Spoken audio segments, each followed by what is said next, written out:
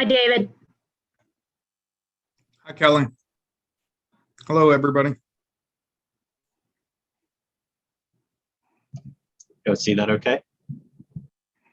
Yep, looks good, Aaron.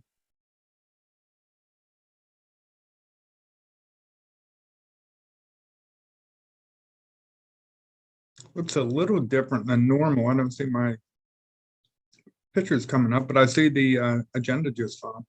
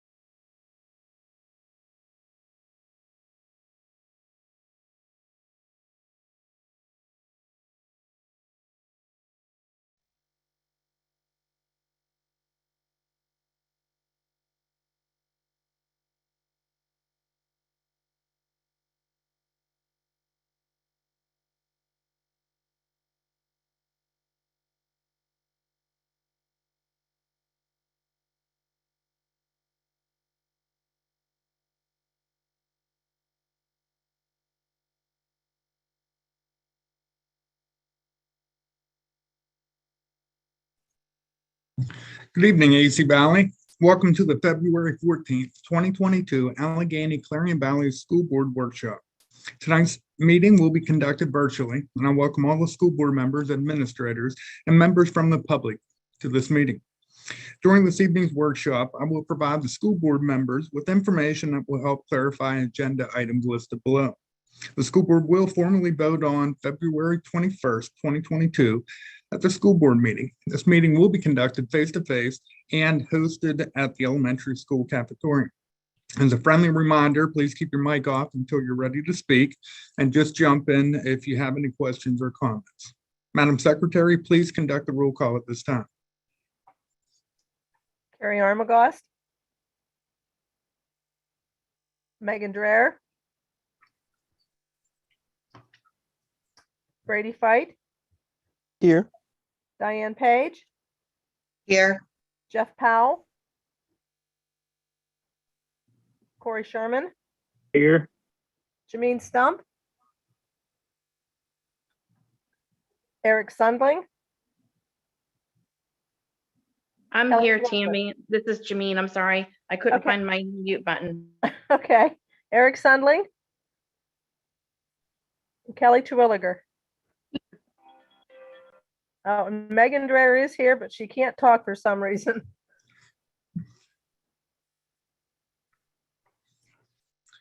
Okay, at this time, we'll move down through the agenda. We do not have anybody set up to participate from the public or presentations, but I did have a couple questions associated with the board concerns and the current calendar. We had 2 snow days, and they were on February 3rd and February 4th. And I'm going to make some changes as far as making those days up. Better align our school calendar with the Career Center and support the faculty. I did a survey and everybody would like to go with a slight change. We're going to take Friday, March 11th off, and the 2 days that will be made up will be Monday, March 14th and Tuesday, March 15th. I'll be sure to send out a school messenger call to the community, emails, and we'll post this on the morning announcements in the district website. I should have looked at the calendar a little bit better that morning of the 4th, but at 4:30 in the morning, I wasn't thinking straight. So I'm going to make that adjustment right now before we get moving into the school board agenda, because we will be discussing the 22-23 calendar later on in the meeting, and I didn't want to make any errors associated with the 2 of them. Moving on down through the consent agenda, Aaron, could you take us to the top of page 5? We do have a number of field trips and conference requests that I will be sharing with you this evening. 2nd grade put in for their annual field trip. They're going to a ballet performance of Beauty and the Beast in Franklin, and that's paid for through the PTO. 6th grade put in their annual tour to go to the Clarion County Career Center, and they'll be interacting with various shops. We've been doing this for a good number of years as part of the college and career readiness standards, as well as a wonderful opportunity to highlight our program at the Career Center. They're going to take 1 bus up there and have a host of staff that will go with them. Mrs. Logue put in for a couple requests as well. She'll be taking a group of students to the leadership conference that's in Trinity Point Church in Clarion, and that's paid for through the Armstrong Clarion Indiana County Drug and Alcohol. And then Mrs. Logue also put in for a request to go to Clarion Psych Center. There's a drug impairment training up there that she'll be able to participate in and use that when she returns to the district if ever needed. On page 6, we have a number of requests as well. Tracy Patton and Julie Raybuck put in to take the students to Clarion for a post-secondary options fair, and their request encompasses a sub and mileage for a bus. Mrs. Logue also put in to take the annual tour to Newcastle School of Trades in Newcastle, and they're going to use the school van and one of Pam Meyer's vans to get the students over there. Carla Funfur, she's a Slip Rock grad, and she put in to take 4 students over to their health and wellness department meeting. It's a meet and greet, and she'll be promoting her profession. We're going to take the school van over there. Myself, I put in for the PASA Leadership Forum. It was to be held face-to-face, but due to COVID outbreaks out east, that's going to be a virtual program that I can log into in the western part of PA. That's $249, and Dr. Michael Fullen is going to be the keynote speaker. And he's an international traveler and has a wealth of information on leadership and the future of education. Mrs. Sunley, she put in for a CPI refresher course. The Crisis Prevention Intervention Program requires a yearly update. We have faculty come from IU6 on Monday the 21st, but Mrs. Sunley is participating in another workshop. We have 3 or 4 staff members that are double booked that day. And she's being proactive and putting in to get her CPR yearly update. That'll be at Clarendon University and just a nominal fee of $37.29. And then to finish us off, Stephanie Best put in for a couple trainings, and these could be held virtually or they'll be recorded and through the Bureau of Education Research. And it's just up and coming information and various different books that she'll be learning about.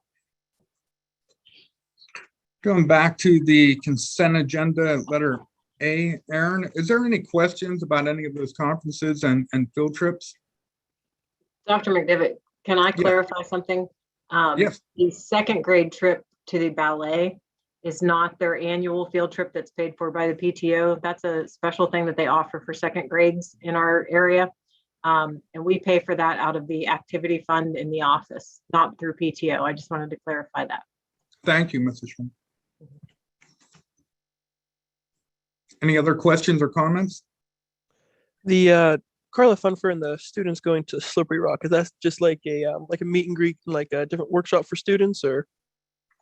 The way I understand it, and she submitted that they're going to promote the health and physical education program over there. So quite possibly we'll be able to get some students to go to SRU and get their teaching degree. So I think that's going to be pretty neat. Okay, all right, thank you.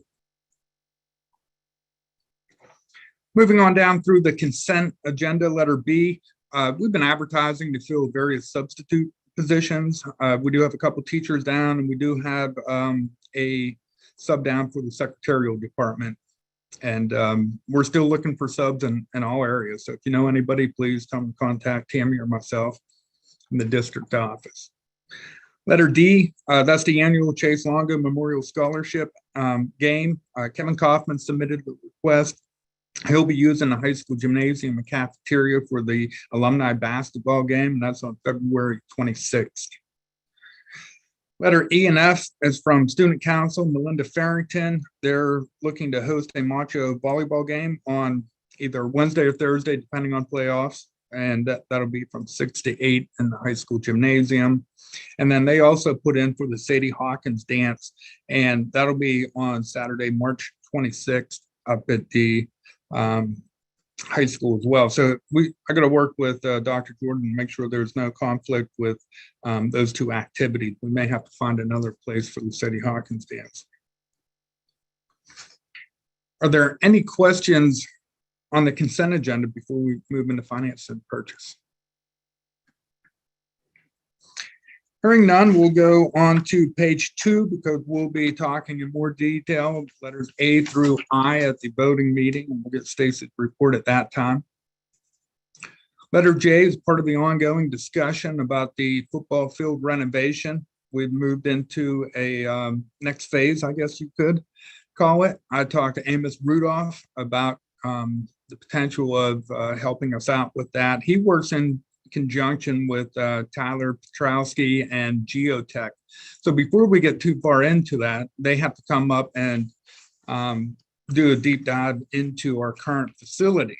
And this agreement is $3,500, and the scope of service is to ensure a successful design at the high school field. They're going to do 3 activities up there: a topographical survey, base mapping, and then preliminary site and grading plan.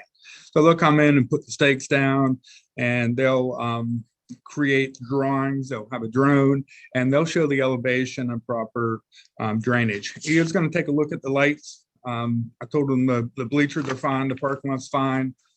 So he's going to provide us with a scope of work, and then we'll reconvene afterwards and decide what direction we go and what capacity. Now, I did talk to Amos about the potential of using the football field in the fall, and depending on the rain, if we put seeds down, too much rain, we'll probably not be able to play on it. But if we use sod, then we'll definitely be able to play on it. And as you could probably imagine, sod's more expensive than seeds, but more to come on that. Letter K and L are together, and my recommendation to the school board is to open up our own autistic support and life skills classroom, one at the elementary, one at the high school. And we've been working with the special education department for the last couple of years to be able to provide a better educational experience to our students. Our current approach is we work with IU6 and most of the schools in Clarion County and some in Venango County as a shared approach. So at one time, this was the ideal model, and depending on the number of needs that you have in your students in each of the program, various schools hosted a IU classroom. The IU would send down a number of staff members to educate them. And we feel at this time that we have a number of students with similar needs, and we'd be able to open up a K through 6 and then a 7 through 12. And not only would we be able to bring students back from various IU programs, but we'll keep students from leaving AC Valley and going off into various schools across the county. This is going to cut down transportation costs. We'll be more effective with our staff. The IU classroom at the elementary, there is a transfer of entities clause, so we'll have to talk to the current teacher to see if she'd be interested in it. If not, we'll have to post for it. And due to a declining student enrollment, I feel as if we can absorb the other position with current staff and their certifications. This will align ourselves better with special education law, IDEA, Chapter 14 regs, fair and appropriate public education. And I'll be working with Mr. Karam on designing that program. So just keep in mind right now, as we're trying to not only better educate our students, but save money, we have 15% of our population out in different programs. The state average is 8.8%, and we're going through an audit.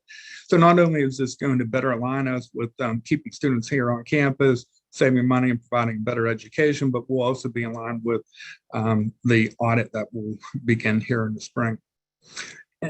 One more thing I'd like to add is if we have additional seats, we can potentially contract out other sending schools and fill those seats and charge them a ADM, or average daily membership. It's going to reduce the number of students taking long bus rides and van rides. And this program will also be accessible by students from the general population as well, who could be struggling academically or behaviorally. I know I covered a lot of material, and we've got a couple agenda items there for you to think about, but are there any questions, comments at this time? Moving on, letter M, this is our football co-op with Union School District. We're in need of new football uniforms, both home and away. There'll be 45 of them.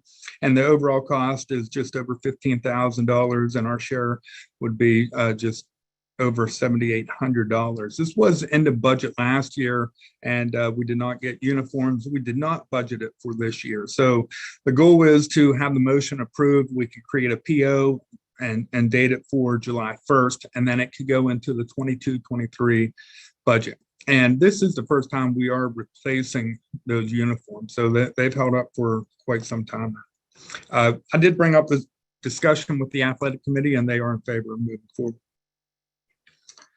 Underneath personnel, letter A and B, they relate back up to the in-house programs that we're looking at creating. Again, if we have a transfer of entities, we'll fill the K through 6 opening with the IU teacher, and then we'll advertise internally for the special education teacher. And we're also looking at 3/8, and I'm looking at their schedules right now. We may be able to absorb some, or we'll have to advertise to fill them as well. C, D, and E are part-time employees putting for unpaid leave. That'll keep their seniority on the list, and they could use those days that they had submit, or they've already missed for. They don't have the sick days, so they put in for unpaid leave. Letter F is a FMLA employee request. I do have all the appropriate documentation on file down here, and we just need to move forward. That employee will be using their sick days concurrent with the FMLA. And then we have some employees getting ready to retire, and with great sadness, I'm sharing with you all this evening some motions to approve their retirements, much as I hate to see them go. First one is Lori Kersey. Lori's a K through 6 counselor, very dedicated employee. I've worked with Lori since 2006. She used to be a K through 8 counselor, so I spent a couple days a week with her up at the high school. Very dedicated to not only the profession, but the students as well. Lori's put a lot of time and energy into her programs, and I really appreciate everything she's done and will continue to do after retirement. So she's going to be a tough one to lose. We also have a letter. Well, Lori's letter is a letter of intent. So according to the contract, she'll submit a final retirement letter 2 years before, or 2 months before the budget is passed. So that's why we're not advertising for her position or the other one quite yet. But slightly different is letter H is Jody Shakely. She's the superintendent secretary, and she's retiring at the end of the year, and I can't talk her out of it. So we're going to have to advertise to try to fill her position. Jody's been with the district since 1997 and has held various roles, and is a joy to work with, very knowledgeable, and just a kind-hearted person, and she made AC Valley a better place. Underneath Jody's letter of retirement, we updated her job description. So we're looking for approval, and we'll use that to help train the new person. And then we're also seeking permission to advertise that position so that whoever gets the position can come in and shadow Jody. And whether we fill it in March or even April, this person needs to be working with Jody because her job is very complex, and it requires a lot of time management as well as effectiveness. And then letter K, which is at the bottom of page 2 and the top of page 3, is Jacky Caldwell. Jacky's been here. She started in 89 part-time and then became full-time in 1990. And Jacky's one of our 2nd grade teachers, an absolutely fantastic educator. If you think about the perfect elementary classroom, that's what Jacky runs day in and day out. You'd want your child in her classroom because she's so dedicated to not only the profession, but AC Valley. So we're going to greatly miss Jacky and everything that she's done for our kids and our community. And I'd like to thank them all personally because I know them all quite well. Moving down to letter L, we're asking to advertise for a part-time speech teacher. And the reason why we're making this motion this evening is because our current speech teacher has 58 students on our caseload. According to Pennsylvania Department of Education, she could hold up to 65 people. And again, keep in mind that that's a lot. That's a large number of students, and she'll be meeting their needs, but she's not as proactive. With that being said, we're seeing more and more difficulties with some of our early intervention programs that are moving into kindergarten. So we anticipate even additional needs in the future. So to not only support Wendy at this time, but also to meet the needs of our students moving forward. It might be difficult to find a part-time speech teacher, so I'm working with the association to fill that role at this time. Finishing off in personnel, letter M. Stacy Fox was gracious enough to put in for the head track coach.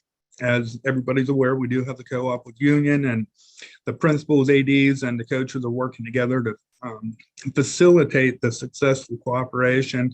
And Stacy had stepped up to be the head coach, and she's an absolutely wonderful coach, and will do that program a lot. So thank you to Stacy and everybody else working on that.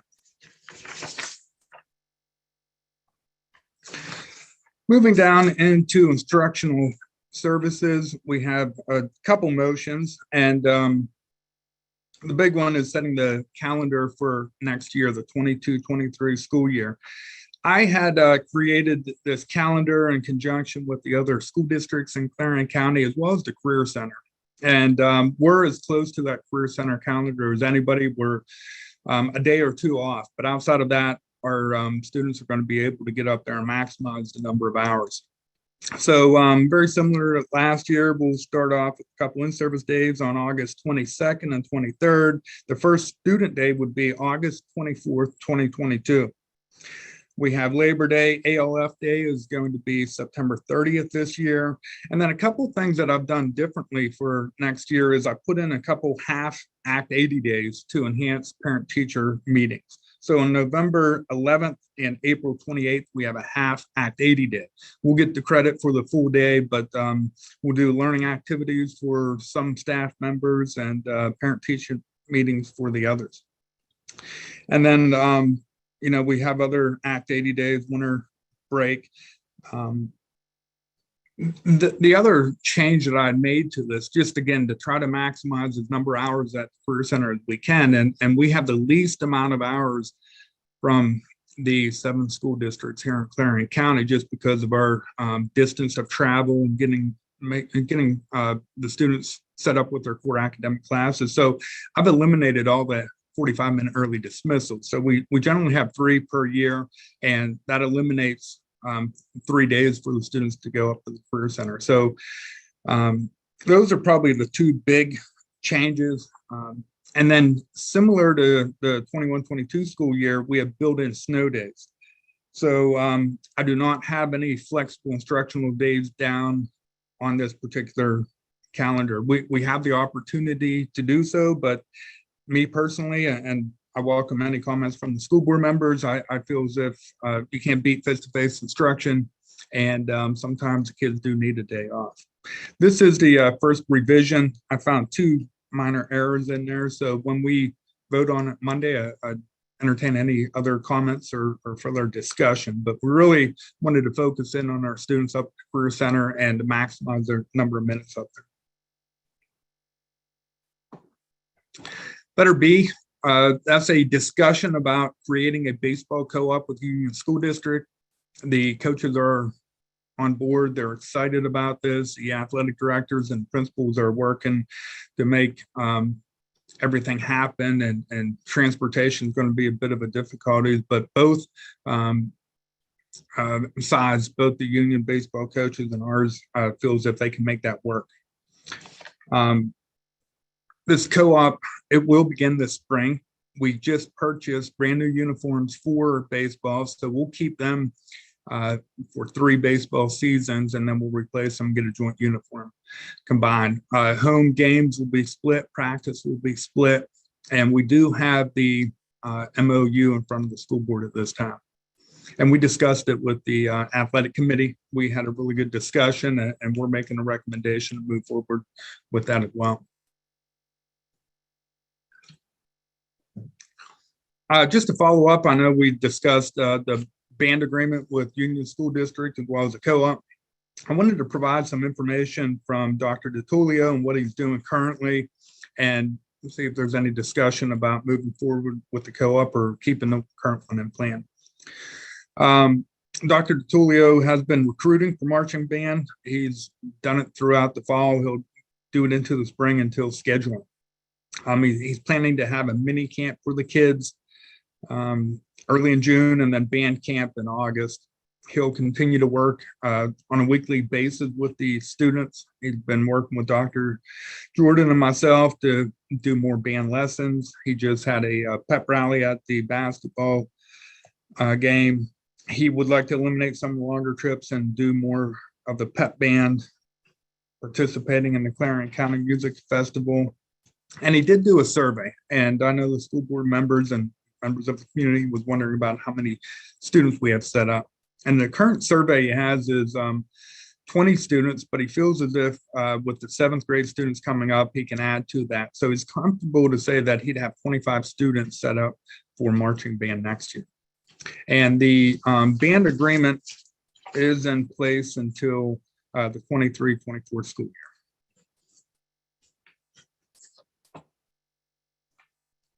Are there any questions or comments about band at this time?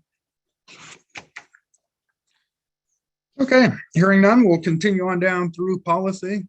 We do have the second reading of policy 610, 11, and 626. They're all the same changes within there, and that's just for purchasing and making sure that we're getting the proper bids. We use the correct state bid list, and we go out for an RFP if or when needed. And then letter D, we adopt this each year when we get new school board members in. It's principles for governance and leadership.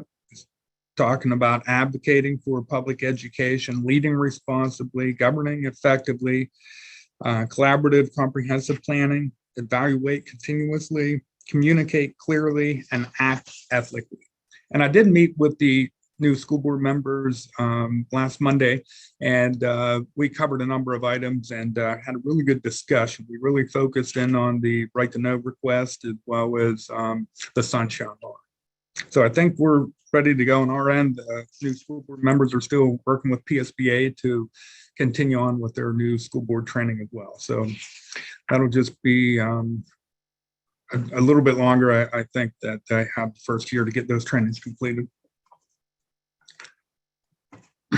Under facilities, we don't have anything. In transportation, we do have Randy McClendon down today. He does have a substitute driver, Charles Smith, and then Pam Myers has a substitute driver as well.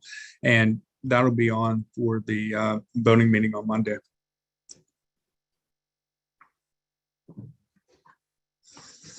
Underneath miscellaneous, I would like to direct your attention to some correspondence, and I'll break that down a little bit more for you. We had a single audit on June 30th, 2019 for the USDA commodity program, and this was conducted by Michelle Troutman. The review indicated that the district's SEFA was acceptable. So bottom line is we handled the funds, the food, and the audit appropriately. So kudos to Grant Gracia and Emmy Faust for the paperwork that they had and the current group that had went through that audit right now.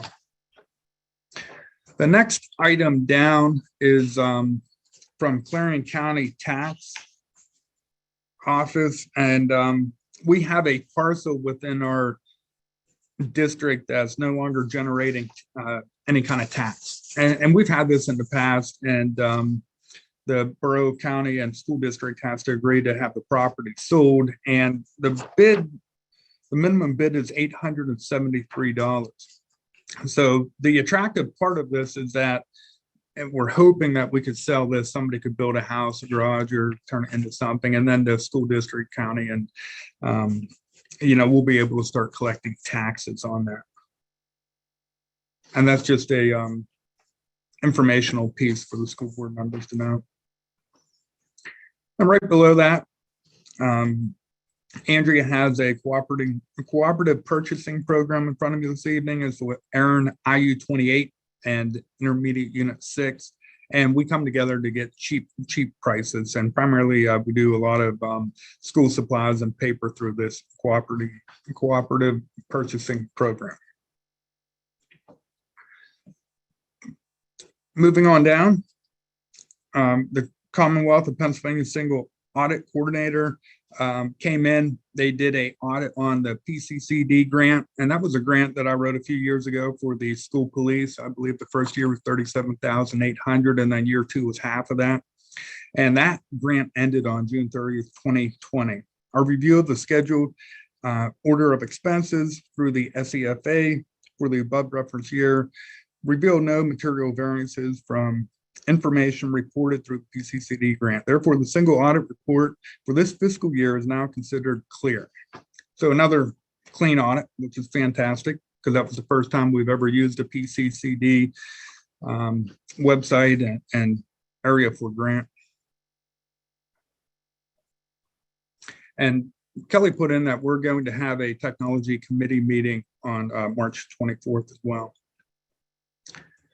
And then just finishing off with the audits on February 4th, Jody and I participated in the Bureau of Workmen's Compensation audit. And we have a wellness committee or a workplace safety committee that meets monthly. We have an agenda, we have a sign-in sheet, we have goals, we do various different learning activities, and we get 5% of a discount on our workman's comp insurance. And every 3 years they come in and do an audit. and Jody did an absolutely wonderful job. We had no findings, no issues. We met all the requirements associated with it.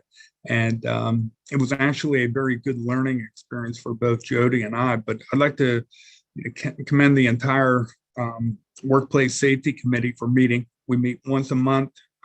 Sometimes we review the agenda and the meetings are short, and other times we're planning for in-service activities and taking care of various falls or spills or whatever it may be. So I just wanted to share that information with the school board and let you know that we've been working down here in the district office and taking care of business. Okay, unless there's any questions or comments, that's all I have for the school board members as well as the community this evening. David, this is Tammy, and I did see that Carrie, Jeff Powell, and Eric Sunling logged on. So I do have you showing them that they're here in attendance. Great, thank you, Tammy. Okay, if there's nothing else, I'll see everybody on Monday, February 21st at 6 p.m. in the elementary cafeteria. Thank you, David. Thank you, Kelly. Night, everybody. Good night.